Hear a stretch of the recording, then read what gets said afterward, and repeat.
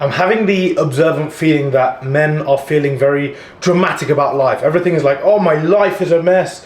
My future is a mess. I'm never going to find a wife, etc., etc. Everything is hugely in the mass, but a lot of problems are fixed within the micro. Apologies. So we need to start assessing on a day-to-day foundation, what are we actually doing to succeed in our lifespan?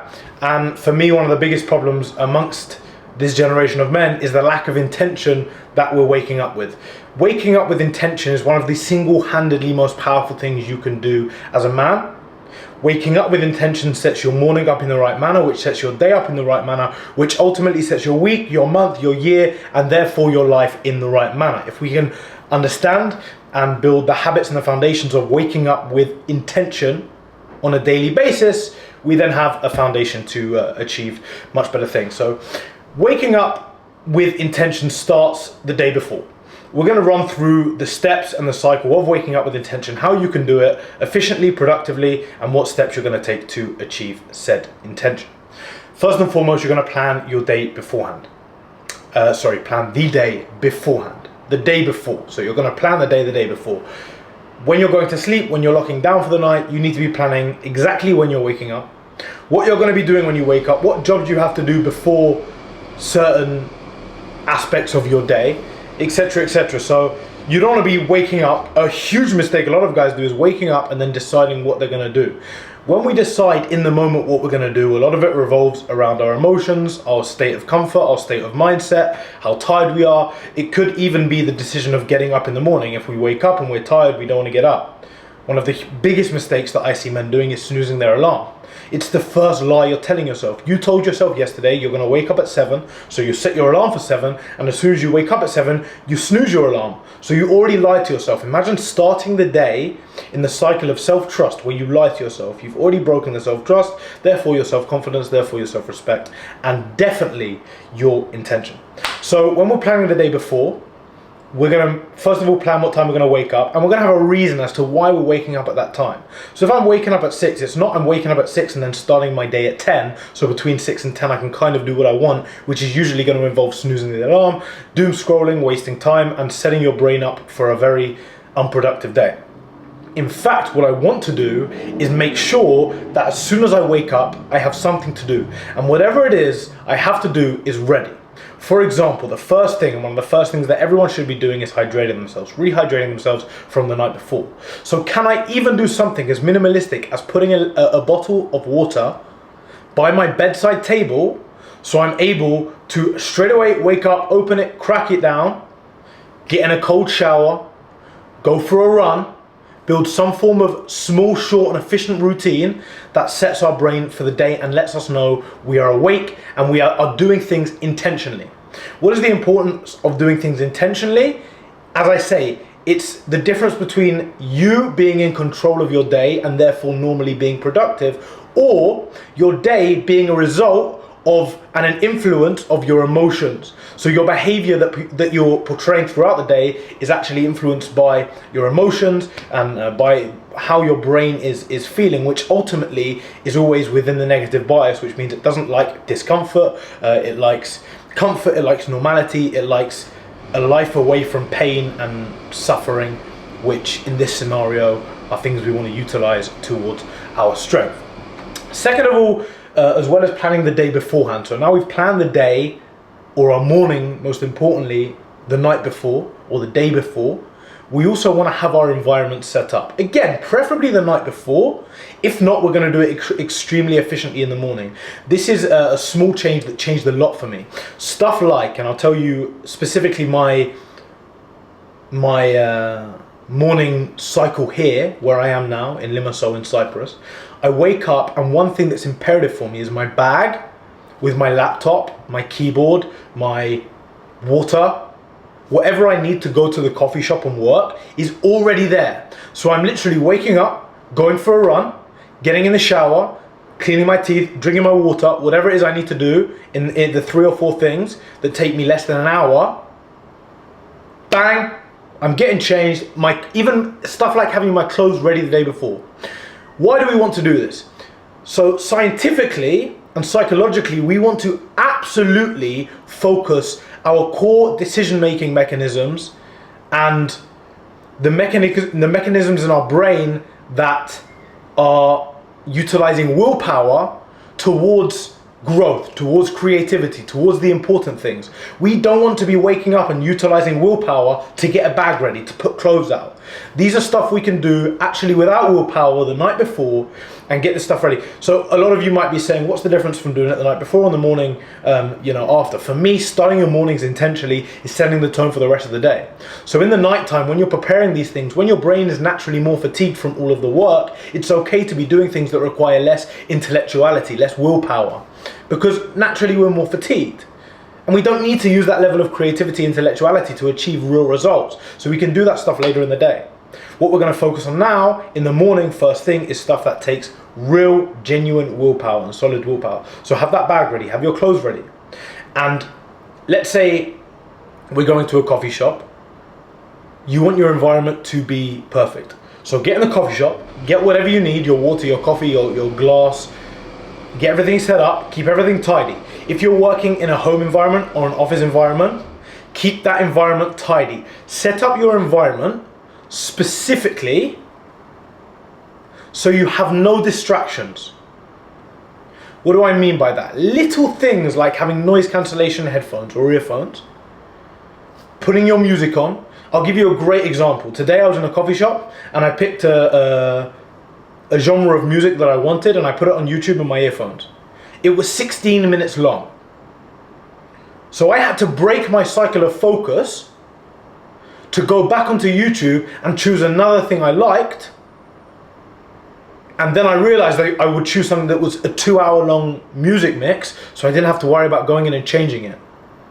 Little decisions can impact your ability to focus. We want to remove all distractions, every single distraction away from us, so we can apply full 100% focus in our work, whatever it is we need to do.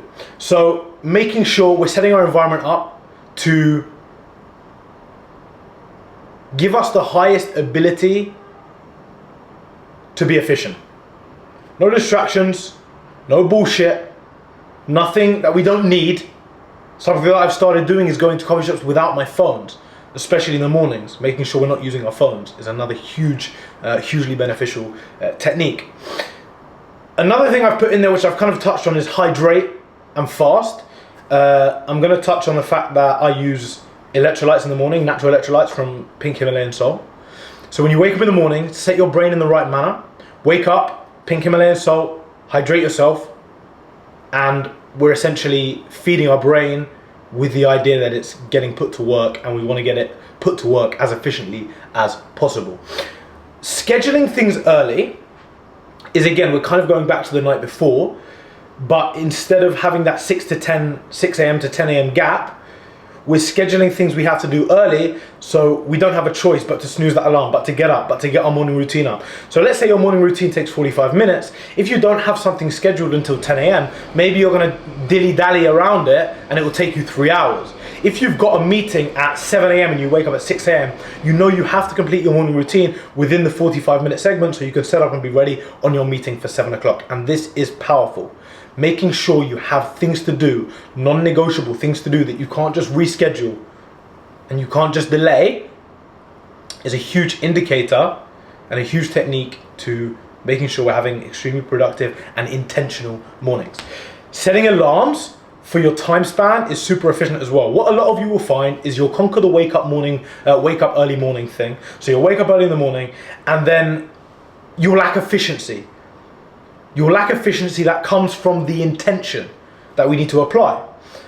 So being extremely time aware is important, because a lot of the habits that we're picking up in humanity are very time consuming and addictive, meaning that we're not necessarily on track with the time that it's taking us. And a lot of this is doom scrolling. And I'll give you an example, right? An example is little things like taking a shit.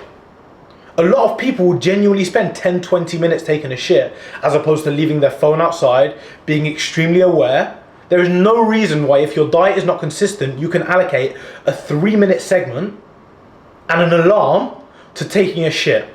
And a lot of you will look at this with an extreme mindset. Well, I'm not going to set an alarm for 3 minutes. Unfortunately, a lot of you are in a position where you want extreme results, and it's necessary to take extreme action, such as setting 3-minute alarms to make sure we're not wasting time. And until we build these habits automatically within our subconscious, we need to be very precise about how we are utilizing our time. So setting alarms, setting reminders is a hack that I'd recommend all of you to implement, to be extremely intentional, not only with what you are doing, but with the time it's taking you as well. Because we only have a certain amount of time in our day, and making sure we're spending our time doing the right things, the right amount of things, at the right proportion is imperative. Setting aside 3 or 4 hours a day for deep, focused work, making sure we remove distractions, is going to really elevate the amount of growth and productivity you are able to achieve. When I became aware of the difference between working a lot and focused deep work without distractions, it changed how much I was able to do in a day. And I couldn't believe it, that I was sometimes working 11, 12 hours and achieving more, not only more, but more substantial and real growth within a 3-4 hour time period. The difference being, throughout our day, remember we talk a lot about our brain seeking comfort. And when our brain is seeking comfort, this is alongside focus as well. We've trained our brain now for so long to have such short attention span and crave short-term gratification consistently that it's very hard for us to remain focused on one thing for a long period of time. So what do? We start to work and our brain's looking for distractions. And even when you remove a lot of distractions, even when you put yourself in a quiet environment, let's say you put your phone to the side, your brain will distract itself with everything and anything it can leech onto. Even something like a mirror. It could distract itself by looking at yourself, by people watching, by, like I just told you, changing the song. If I was that focused, if my focus was that well trained, I wouldn't have realized that the song had changed. But my brain was seeking comfort, and it found comfort through logging back onto YouTube, changing the song, and I'm talking about a 2-second difference. Going onto YouTube, changing the song, and going back off. And that's broken that super deep, intense level of focus we want to achieve and attain to be successful and productive within this work span. But make sure we're actually setting aside them hours. We're not like, oh, I'll get them 4 hours of deep work in somewhere in the day. When? When do? I do it after I finish my morning routine. Morning routine done, and as soon as we're done, I allow myself like a 0 to 15 minute segment of sitting down, getting comfortable, making sure my environment is exactly how I want it, getting my coffee, having that in a glass. Often little things like opening the lid of my water so I don't have something to distract myself with, like opening the water all the time. It's just sip and work, sip and work. And we had a community call within The Truth the other day, within my community, about focus, and one of the guys proposed an excellent point, which is something that you can multitask with does not count as deep focused work. Meaning that if I don't require all of my senses, my eyes, my ears, my brain, my hands, my legs, it sounds silly, right? Because to do work on a computer, you don't need your legs. But I want all of my senses, my ligaments, my arteries focused on this one task for it to be extremely deep and focused, as we need to achieve and attain that level of growth and consistency that we want to achieve. 2 more points, and I want to touch on this one very briefly, is Eat That Frog. Eat the Frog is a book, ironically, I read a long time ago, and it's the concept of doing very difficult tasks in the morning. The more you delay difficult tasks, whatever that may be for you, it could be going to the gym, it could be deep focused work, it could be a morning routine, it could be having a shower. You might be extremely unhygienic and you don't like showering. So that might be the first thing you do every single morning. When you do tasks in the morning that take, again, you have that energy, you don't want to spend the whole day procrastinating on attacking these tasks. Do it first thing in the morning, get it done, and later on in the day when your brain is more fatigued and probably less productive scientifically, you're able to do tasks that you still need to do but require less willpower for you to do them. So utilize that first thing in the morning and eat the frog. Do the thing that you don't want to do, and be honest with yourself. Self-awareness is huge, a huge incorporation into living with intention. And the last thing I want to talk about is attacking the morning with full force. That morning is such a solid foundation into not only how your day will look, but how your week will look and how your life will look. Don't wait till next Monday or next month or the new year. Start tomorrow. Start tomorrow morning. Start now, but start tomorrow morning. To really wake up with solid intention. When you lay all the foundations, which doesn't take a lot of energy, living with intention takes a lot of energy, but if you lay the foundations strongly and create that environment that we talked about, it will become way easier and require way less willpower, which will allow it to be and run consistently with discipline. When you attack your morning with full force, everything you do is preparing your brain for the rest of the day. One of the absolute biggest and most impactful changes I made in my life is not touching my phone in the morning. When I don't touch my phone in the morning, my short attention span disappears. I'm allowed to be focused and intentional with what I'm doing. I'm not distracted. I'm not taking phone calls. Yes, some of you might need to take phone calls. A lot of you can make these changes, by the way, because a lot of you will say, yo, well, I need to reply to messages in the morning. Reply to messages on the laptop. You can download WhatsApp, Instagram, DMs, anything on the laptop. And it changes the dynamic of your attention span. Why? Because first of all, we're not prone to doom scrolling. No one fucking doom scrolls on their laptop. Everything on our phone is designed to hook us in, to engage us, to have us here with the screen close to our face. We're removing these distractions. I'm leaving the house to a coffee shop without my phones. If someone wants to call me, they can fuck off. If it's an emergency, they can do it through my laptop. If someone's dying, then I'll come to the funeral. But if we do not take extreme action to focus and to attack our mornings and to create these strong, intentional habits, then we are not going to build the masculine frame that we need. I'm not talking about a toxic masculine frame. I'm talking about a masculine frame that requires you, or that is necessary to be a father, to be a husband, a boyfriend. Whatever you want to be, a successful human being, a happy human being, a human being that's able to provide. Intention is huge. It also feeds your purpose and therefore your happiness and your ability to provide energy. When we start that morning with intention, with definition, with a list of tasks that we need to do, how we're going to do it, when we're going to do it. Because if we just write a list of tasks, our eyes might be drawn to the quickest one, the easiest one.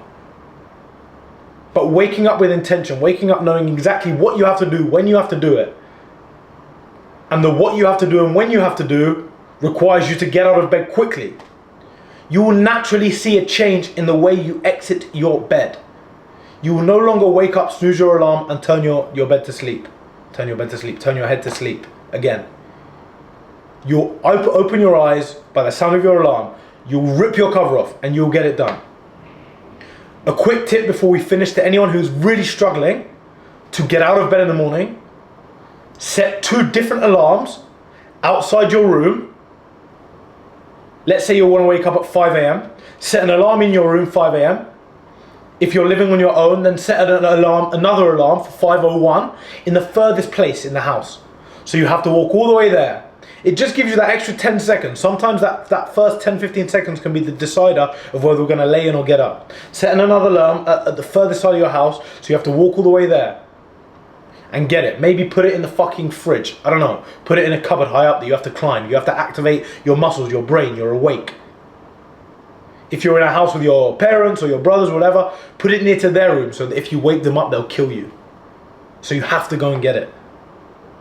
I remember when I was living in my mum's house, I used to put an alarm in my room and then downstairs. So if the alarm went off, it would wake the whole house up. So I had my alarm, let's say 5 a.m. and I went down 5:01 a.m. So I had to quickly turn my alarm off, get up, walk downstairs, turn the other alarm off. And by the time I was downstairs, that 20 seconds it took me to get downstairs and turn the other alarm off, I was awake. I destroyed the ability for me to then snooze my alarm and sleep in more. But you shouldn't need that if you have enough intention that you're waking up with. This, guys, is how to wake up and live your life with intention as a man, which is an imperative part of your masculine frame. Everything you've utilized now, take it and start to implement it and start to take action on it. Read the bio for any information on how you can take further action with us, and we'll see you in the next video.